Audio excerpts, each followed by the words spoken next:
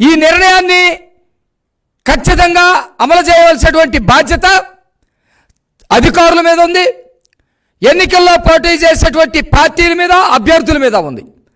కానీ జగన్మోహన్ రెడ్డి వాళ్ళకి సంబంధించినటువంటి నేర బృందం ఈ డేట్కి మాకు సంబంధం లేదు, మేము ఏది చెబితే అదే అనే పద్ధతిలో ప్రవర్తిస్తూ ఉన్నారు.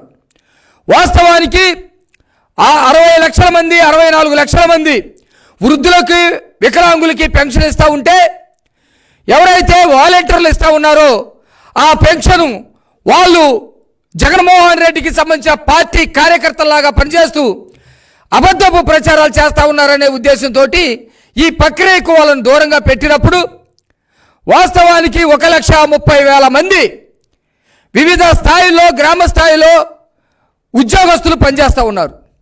వాళ్ళు పంచాయతీ ఉద్యోగస్తులుగా, మెప్మా ఉద్యోగస్తులుగా, రెవెన్యూ డిపార్ట్మెంట్లో ఉన్నటువంటి ఉద్యోగస్తులుగా, అనేక మంది సచివాలయ ఉద్యోగస్తులుగా, అనేక మంది 1,35,000 మంది ఉద్యోగాల్లో పనిచేస్తూ ఉన్నటువంటి ఉద్యోగులుగా పనిచేస్తూ ఉన్నటువంటి పరిస్థితి ఉంది.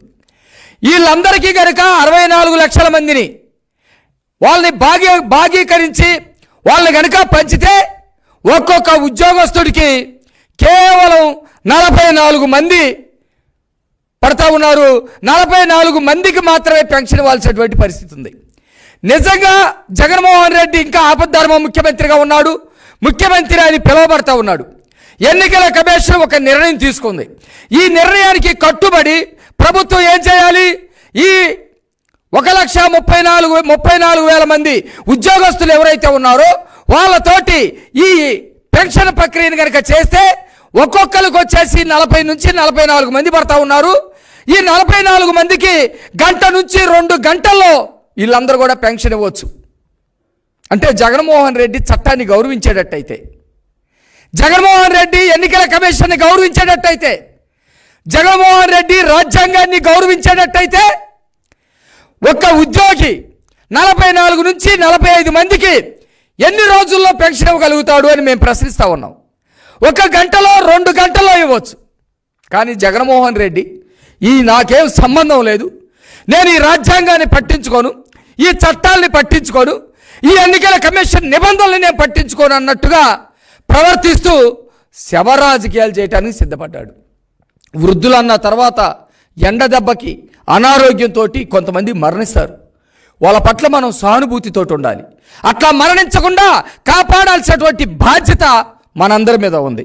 కానీ జగన్మోహన్ రెడ్డి రాజకీయాలు ఒక పక్కన, వాళ్ళకి సంబంధించినటువంటి చిల్లరగాళ్ళు మంత్రులు అనేటువంటి వాళ్ళు చేస్తున్నటువంటి ఒక రాజకీయాలు ఒక పక్కన శవ రాజకీయాలు చూస్తూ ఉంటే చేదరింపుకు గురేస్తూ ఉన్నారు. ఆవేదన కలుగుతూ ఉంది. ఈ రాష్ట్రంలో వృద్ధులు, వితంతువులు, ఎవరైతే వికలాంగులు ఉన్నారో వాళ్ళు పడుతున్న వేదన పట్ల ఆవేదన కలుగుతూ ఉంది. చంద్రబాబు నాయుడు గారు అనేక సార్లు తన ఆవేదనని వెలబుచ్చినటువంటి పరిస్థితి కూడా ఉంది. ఇళ్ళ దగ్గరికే పెన్షన్ ఇవ్వాలని చెప్పినటువంటి పరిస్థితి కూడా ఉంది. కానీ నిన్న జోగి రమేష్ పెలమనూరులో ఏం చేస్తాడు? అక్కడ వజ్రం అనే ఒక ఆమె 80 సంవత్సరాల వయసు కలిగిన ఆమె పెన్షన్కి ఒకసారి వచ్చి వాళ్ళు సరైనటువంటి సమయంలో ఇవ్వకపోతే ఎండ దెబ్బకి మరణించినటువంటి పరిస్థితి ఉంది. మరణిస్తే ఈ జోగి రమేష్ అనేటువంటి వాడు మాజీ మంత్రి అయినటువంటి వ్యక్తి, బాధ్యతగా ఉండాల్సినటువంటి వ్యక్తి, ఎన్నికల కమిషన్ పరిధిలో ఇప్పుడు అభ్యర్థిగా ఉన్నటువంటి ఈ వ్యక్తి అక్కడికి వెళ్ళి ఏం మాట్లాడాలి? ప్రభుత్వ ఉద్యోగుల గురించి మాట్లాడాలి. అయ్యా, ఎన్నికల కమిషన్ ఒక నిర్ణయం తీసుకుంది, ఆ నిర్ణయం ప్రకారం సచివాలయ ఉద్యోగస్తులు మీకు పెన్షన్ ఇవ్వాలి, లేదా రెవెన్యూ ఉద్యోగస్తులు మీకు పెన్షన్ ఇవ్వాలి, లేదా పంచాయతీ ఉద్యోగస్తులు మీకు పెన్షన్ ఇవ్వాలి. ఆ పెన్షన్ ఇవ్వలేకపోవటం మా తప్పు, మేము సరిగా పనిచేయించలేకపోయామని చెప్పేసి మాట్లాడాలి. కానీ ఇతను ఏం మాట్లాడతాడు? ఎన్నికల కమిషన్ పరిధిలో ఉన్నటువంటి ఈ వ్యక్తి ఏం మాట్లాడతాడు? చంద్రబాబు నాయుడు అనే ఒక దుర్మార్గుడు కోర్టుకు వెళ్ళటం వల్ల మీకు పెన్షన్ రాలేదు, చంద్రబాబు నాయుడు అలాంటి వాడు ఎలాంటి వాడని మా నోటితో చెప్పటానికి వీలు పడనన్ని బూతులు తిడతా ఉన్నాడు. ఇవన్నీ ఎన్నికల కమిషన్ దృష్టికి ఈ మీడియా ప్రెస్ మీట్ ద్వారా నేను తీసుకొస్తా ఉన్నా. ఎన్నికల కమిషన్ వీటన్నిటిని కూడా చూడాల్సినటువంటి బాధ్యత ఉంది.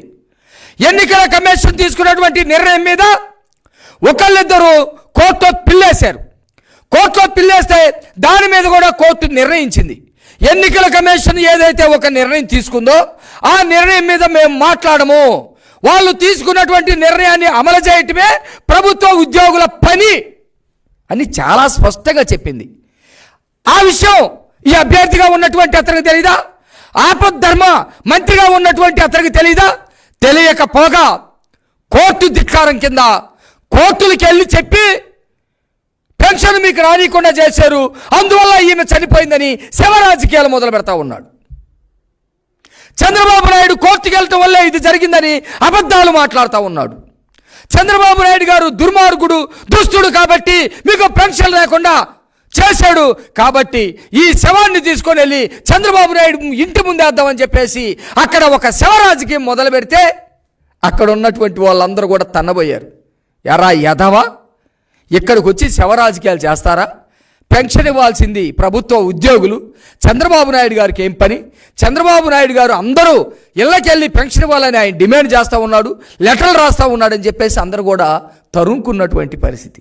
నేను ఈ సందర్భంగా చెప్తా ఉన్నా, తరుముకోవటమే కాదు, జోగి రమేష్కి ఓటమి అంతిమ యాత్ర కూడా పెలమనూరు ప్రజలు సిద్ధం చేశారని చెప్పేసి ఈ సందర్భంగా తెలియజేస్తా ఉన్నా.